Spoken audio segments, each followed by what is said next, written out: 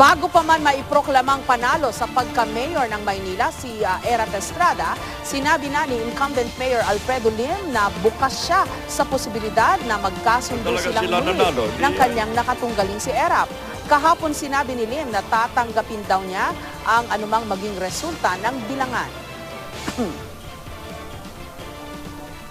Ini-ignore ko nga, why should they dignify this Vice Chairman, Dr. garbage talk?